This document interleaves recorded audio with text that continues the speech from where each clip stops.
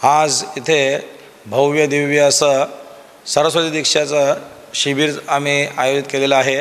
त्याच्यामध्ये 200हून अधिक मुलं वेगळ्या शाळेतनं, कॉलेजमधनं, युनिव्हर्सिटीमधनं आपल्याकडे आलेले आहेत ही दीक्षा ग्रहण करण्यासाठी। त्यांच्यासाठी इकडे साधना, त्यांच्यासाठी पूजा, अभिषेक, त्याच्यासाठी सरस्वतीचा यज्ञ, त्याच्यासाठी संकल्प असं घेतलं गेलेलं आहे।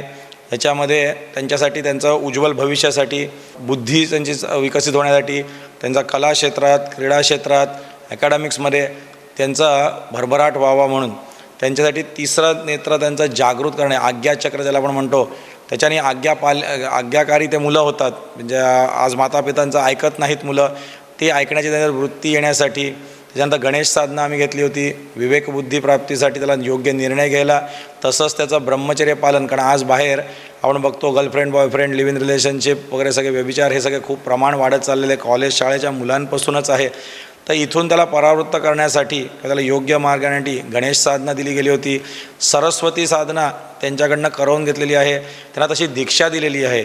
कशासाठी? तर त्यांचा मेमरी त्यांची खूप स्ट्रॉंग व्हायला, त्यांचा वाणीवरती नियंत्रण येण्यासाठी, त्याचबरोबर त्यांचं पाठ्यक्रमामध्ये लक्ष जास्ती नीट लागण्यासाठी, यासाठी परीक्षेत त्याला उत्तीर्ण त्याला चांगले मार्क्स मिळण्यासाठी। याचबरोबर ओंकाराची साधना पण त्यांच्यानं करून घेतली गेली होती। कारण ह्यांना फक्त भौतिक विद्या नसून शेवटी मला मुक्ती हा माझा ध्येय असायला पाहिजे, एकमेकांवरती प्रेम मला करायचं आहे, हे सगळे व्यवहारात त्याचं सगळं चांगलं दिसायला पाहिजे। हे सगळं का केलं जात आहे? तर हे मुलंच आपल्या देशाचं भविष्य आहेत, ह्याच्यावरती आपल्याला जरा वेळ दिलाच पाहिजे, ह्याच्यावरती केलं पाहिजे। तर ह्या मी मातापितांना सांगू इच्छितो की इथे फक्त 10 ते 15 मिनटाची अत्यंत शक्तिशाली अशी साधना, अशी दीक्षा दिली जात आहे। तर आज हा कार्यक्रम होत आहे, हा फक्त आजच न होऊन असा देशभर हे असे उपक्रम राबवले जाणार आहेत। त्याच्या ठिकठिकाणी प्रत्येक राज्यात, प्रत्येक शहरात, गावोगावी असं आपण जाऊन शाळेमध्ये, कॉलेजेसमध्ये, युनिव्हर्सिटीत जाऊन, कोचिंग क्लासेसमध्ये जाऊन, जिथे जिथे जमेल, जिथे सगळे अनेक मुलं आहेत ज्यांना गरजू आहेत, गावात आहेत, शहरात आहेत, असं सगळीकडे जाऊन हे कार्यक्रम आम्ही राबवणार आहोत। अशा प्रकारची सरस्वती दीक्षा ही जी खूप पॉवरफुल आहे, मुलांना लगेच परिणाम होतो आहे, त्यात परीक्षेत उत्तीर्ण ते होत आहेत। त्याच्याबरोबर त्यांचे कला क्षेत्रात, क्रीडा क्षेत्रात त्यांचे एकदम नंबर 1 अव्वल असे सर्टिफिकेट्स त्यांचे यायला लागलेले आहेत, हे आमच्याकडे परिणाम दिसतात। त्याचबरोबर मातापितांना पण हे शिकणं आवश्यक आहे, त्यांनी पण ही साधना करायला पाहिजे।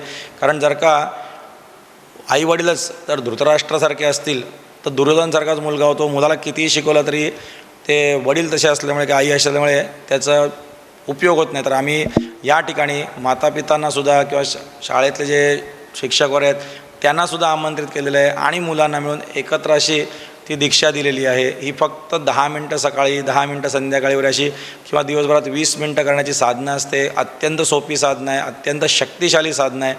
तर मी आवाहन करत आहे सर्व शाळांच्या अधिकाऱ्यांना, सर्व कॉलेजेसल्या लोकांना, युनिव्हर्सिटी लोकांना, तसंच शिक्षण मंत्रालयांच्या सर्व लोकांना, जे काही सरकारी अधिकारी यातले असतील त्या सगळ्यांनी ही विद्या एक जाणून घ्यावं। माझी तर इच्छा आहे की हे आपल्या शाळेमध्ये, कॉलेजेसमध्ये, हे त्यांच्या पाठ्यक्रमामध्ये, सिलेबसमध्ये आपण म्हणतो त्याच्यामध्येच हा उपक्रम आला पाहिजे।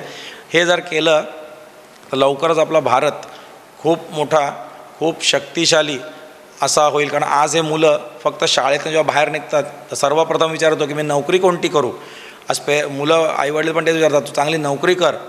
तर नोकरी कर, त्यातला सर्वात हुशार मुलगा सुद्धा असतो, सर्वात बेस्ट युनिव्हर्सिटी कॉलेजमध्ये निघतो, तो पण विदेशात जाऊन आज फक्त नोकरीचाच विचार केला जातो आहे।